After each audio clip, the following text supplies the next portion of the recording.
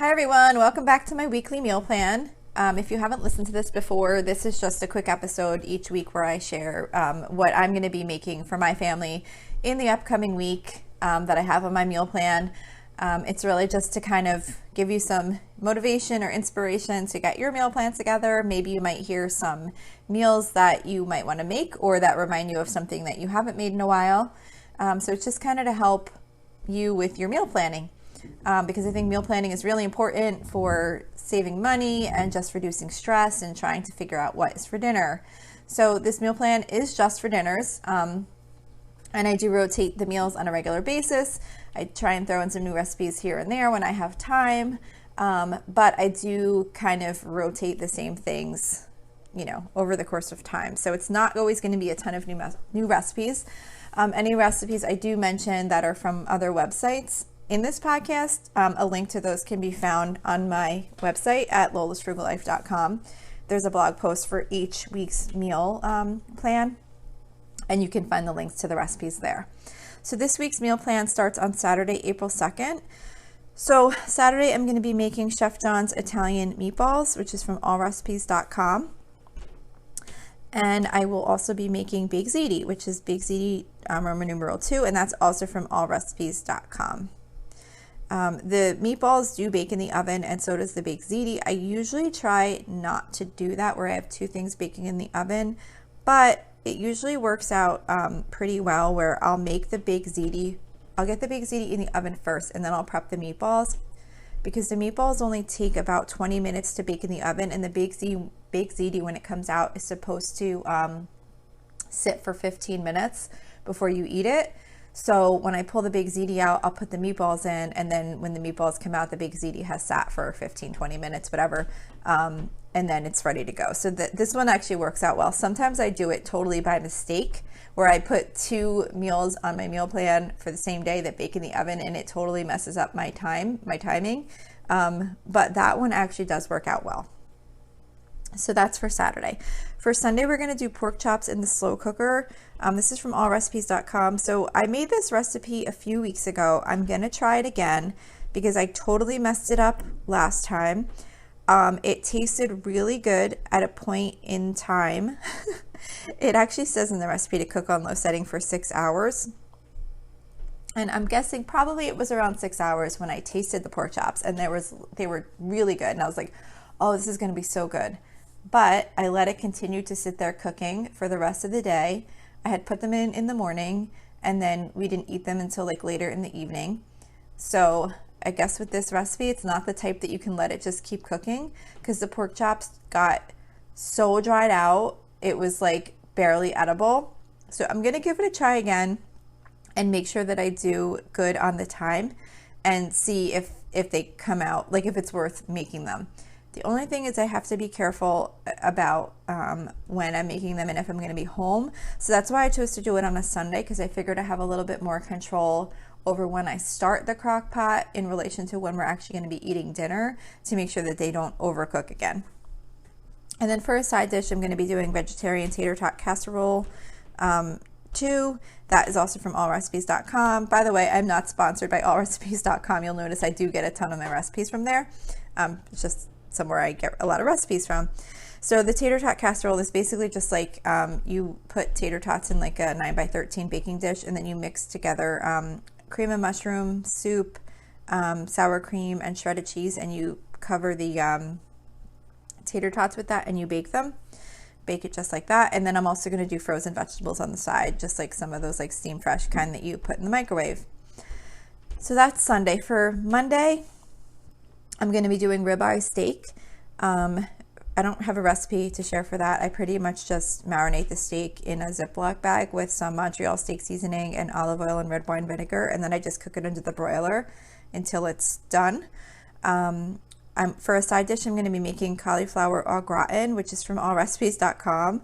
I had made this a couple times, and it went over like okay. Well, the first time I made it went over really well. And then I feel like the last time I made it kind of went over okay. Not the last time, like the time before last. But then the last time I made it, it was like a huge hit again. And actually, I had packed myself lunch And in my lunch, I had, I forget what we had with it, maybe chicken or something. And then I had this like on the side, like in a container to bring for lunch. And I think someone thought that it was just me packing leftover food, which I normally always pack leftover food like separately. Like I wouldn't put two different things in one container if I was packing away leftovers. But anyway, I think that's what someone thought. And someone actually ate the cauliflower out of my lunch container that I had put aside for myself. And I was like, who the heck eats leftover cauliflower like that out of a container? So it was obviously a big hit this time. And I think what I did differently is I cut up the cauliflower into much smaller pieces this time than I did the other times, I think. So I feel like it kind of, you got more of like the cauliflower and the cheddar cheese and the sour cream like kind of all together in one bite, rather than some of the pieces where they were like bigger chunks of cauliflower.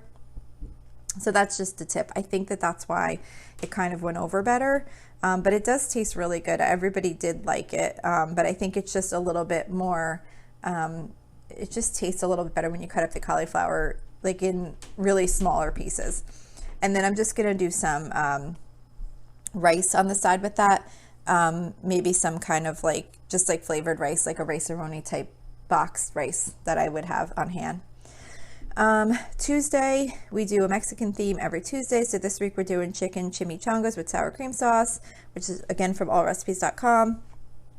I've mentioned before, when I do this recipe, I don't actually make the sour cream sauce. I just follow it to make the chicken chimichangas, and then I put just out like regular sour cream to go with them, and like some salsa and things like that. And then I'm just going to do a bag salad on the side with that also, just like the kind you get at the grocery store that has like all the toppings in it. And you just dump it in a bowl and put everything together. So that's for Tuesday. For Wednesday, we usually do seafood on Wednesdays. So this Wednesday we're doing baked salmon. I don't have a recipe for this one, but for, you know, like to share like a link, but for this one, all I do is I just buy the frozen salmon fillets, I defrost them, I brush them with olive oil, and I season with the smokehouse maple seasoning. I think it's McCormick. And then I just bake them in the oven at 450 degrees for 10 to 12 minutes. So it's like so easy. And then I'm just gonna do egg noodles on the stovetop with some butter. And then again, just like a bag of some whatever frozen vegetables we have on hand that would go with that meal. Thursday is the night I go grocery shopping. So I always do either like soup and grilled cheese or breakfast for dinner, just to make the meal prep pretty quick and easy. So this Thursday we're doing Instant Pot Tuscan white bean and lentil soup. That's from cookinglight.com. This is one of my favorite quick, easy Instant Pot soups. So it does have like chopped onion and garlic clove and thyme leaves and all this kind of stuff in it. But honestly, because I'm cooking it on a Thursday night, I basically skip half the ingredients. I just do like the vegetable broth, the beans, the lentils, and then I'll take like a carrot and just kind of chop it up in there, and then just do like regular like seasonings. Like I'm not chopping up an onion, I'm not mincing garlic cloves, like that kind of thing, and it still comes out really good. And then we'll serve that with grilled cheese. So what I'll do, like just to kind of give a tip, what I do is because you know the Instant Pot, it does take some time, especially when you're making a soup, to like get up to pressure and then, you know, whatever, cook the amount of time it has to cook.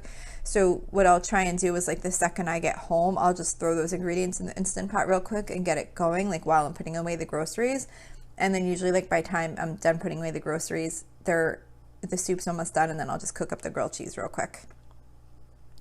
And then for Friday, I am doing penne with broiled chicken. So there's no recipe link for this one either, but this is just something I made up one time, and my kids tend to like it, so I just make it occasionally. But what I do is I take chicken breast and I cut it in small little pieces, toss it with a little olive oil and garlic salt, and then cook it under the broiler till it's just like a little bit crispy.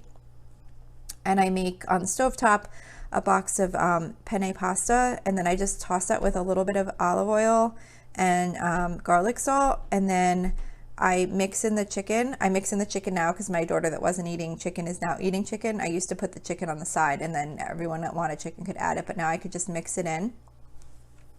And then toss it with some shredded mozzarella cheese, like after the pasta is like off the stove, so that it's not like super hot still, so that the mozzarella cheese just kind of like partially melts, but not like fully melts.